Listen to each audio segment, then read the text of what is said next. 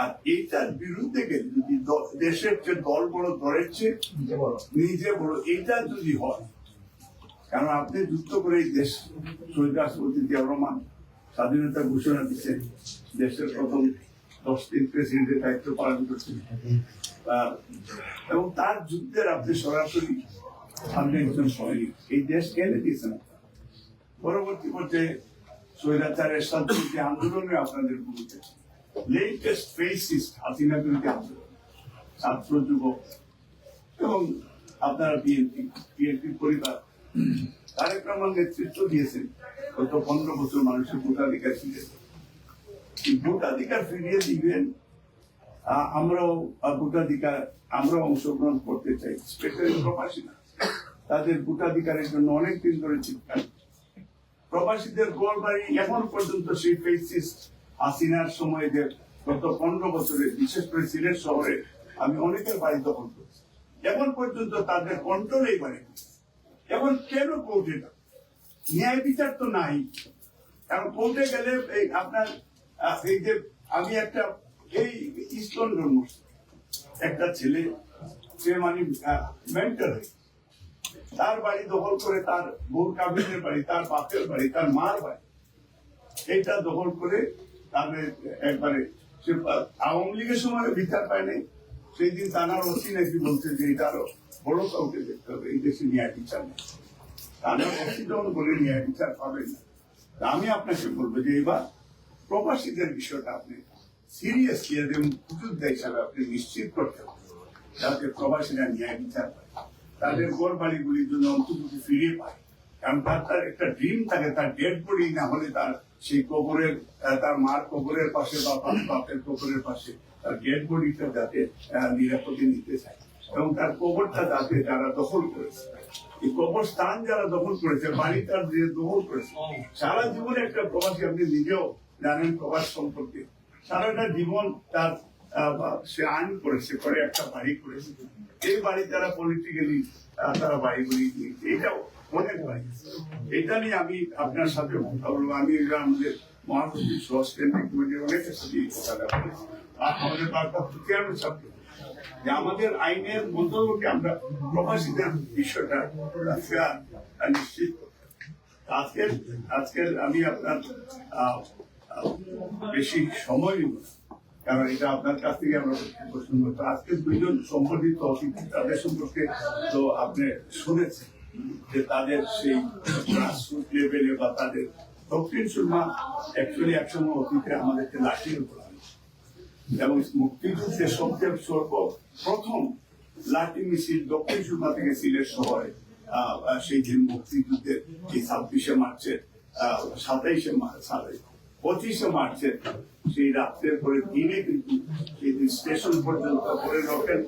নেতৃত্ব, সেখানে হাজার হাজার মানুষ লাঠি সিলেট শহরের মুখে রওনা তারা শহরে পাকিস্তানিদের হামলার বিরুদ্ধে। এবং এখন হয়তো ইয়াং জেনারেশন তারা বিভিন্ন ভাবে সবাই একটু তারা লেখাপড়া করেছে, এমন হয়তো লাঠির যুগ নেই, কিন্তু আরো অন্যান্য যুক্ত এখন আমরা মনে করি। এবং এই যুগেরও তারা 2 জন সদস্য আছে, এটা পূর্বের বক্তারা বলেছেন। আমি অনেক সময় টং করে ওদেরকে বলতাম যে এই সন্ত্রাসী, এটা একটা ভালোবাসা, তারা যে contribute to the country, society, এবং তারা যদি হতাশ হয়, আমরা প্রবাস থেকে আমাদের খুব একটা চাওয়া পায়, কিন্তু যে বিষয়টা যদি সত্যিকার অর্থে যেটা আমরা তার এলাকায় যদি গ্রহণযোগ্য, আর যদি আপনারা মনে করেন যে যেই যদি তার গ্রহণযোগ্যতা এলাকার মানুষের, আপনাদের বিভিন্ন রিপোর্টে এলাকার মানুষ, তাহলে তাদের প্রতি আপনারা যাতে ন্যায় বিচার, এবং না হলে ওই এইবার আমি এটা মহাসচিবকে আপনাকেও দাওয়াত করেছিলেন, যেহেতু আপনি আগের দিন একটা প্রোগ্রামে আসছিলেন, মহাসচিব স্ট্যান্ডিং কমিটি 4-5 জন ওনারা গেলে আমি প্রোগ্রামটা শুরু করলাম আমার দক্ষিণ সুরমা, যে দক্ষিণ সুরমা এই ছাত্র দলে ছিল, এই যুব দলে ছিল, এই কয়জনের নাম বলছি, এই দক্ষিণ সুরমাকে বিল্ডাপে আন্দোলনে চাঙ্গা করতে তাদের এই অবস্থানটা ছিল, এখানে যারা আছে এখানে এর আগে কিন্তু পরবর্তী পর্যায়ে আমরা ভিকটিম, আমাদের ব্লাড পরে বলবে সাডেন শফি আহমেদ চৌধুরীর যে দলের পক্ষ থেকে উনি কিন্তু এর আগে বিএনপি করতেন। আমার জিপ পুরানো এই যে আপনার যে যেটা ওই যে ইলিয়াস আলীর শো যেটা আমাদের ছাত্রদের কোর্ট পয়েন্টে আমরা দিয়ে এই বিষয়গুলি কিন্তু পরবর্তী পর্যায়ে এটার আজ পর্যন্ত কোন সলিউশনও নাই। এখন এই অ্যাটাকিং টু আবার আসবে এই নির্বাচন এবং যাদের সাথে সেই আমাদের যুদ্ধ ছিল এইটা কিন্তু আবার ফাইনাল খেলা হবে এবং এই খেলাতেও এটা নট দ্যাট ইজি যে আপনি ম্যানেজ পার্টিরা এদেরকে ম্যানেজ করে ফেলবেন না। সেই যুদ্ধের জন্য এই মামুন আলী আজকে এই যাদের সম্বর্ধনা এবং এই যে আদুল কামাল মাসুম বা যারা আছে আমাদের ফয়েজ এই যে খুব খাওয়া এদের যেতে হবে আমাদেরকে আবার স্ট্যান্ড নিতে হবে আবার সেই হাতিয়ার আবার গড়তে উঠছে। আমিও এবার দেশে যাব,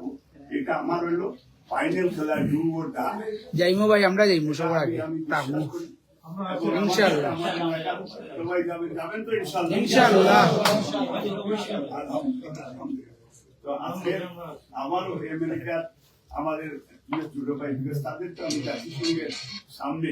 যেদিন তারা এই যে ফেসিস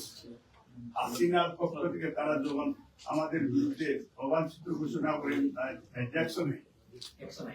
যখন আওয়ামী লীগ অ্যাটাক করে তখন কিন্তু তারা এই দুইজনও ছিল, তারা বিশাল ভূমিকা সেদিন তারা পালন করেছে এবং আমেরিকা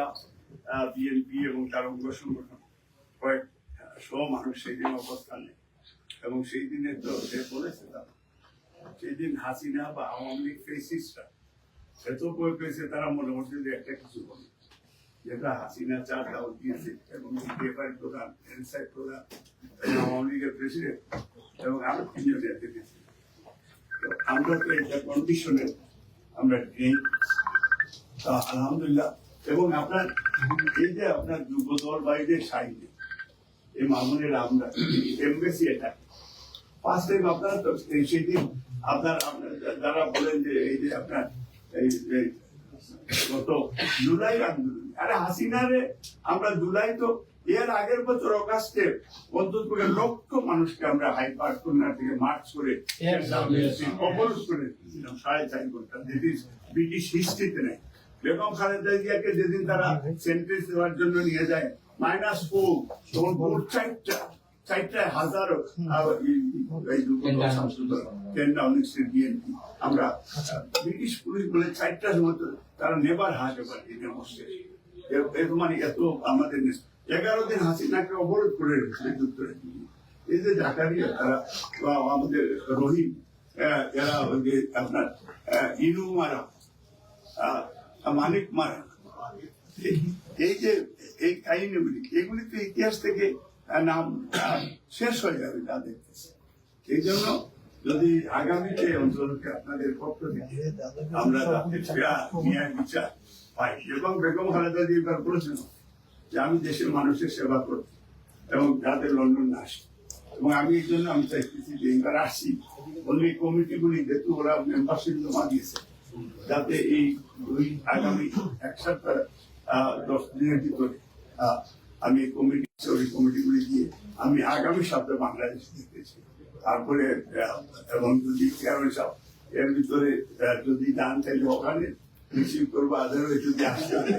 নভেম্বরের প্রোগ্রামে আসবো। আপনাকে ধন্যবাদ এবং আমাদের প্রতি আপনার একটা ভালোবাসা আছে।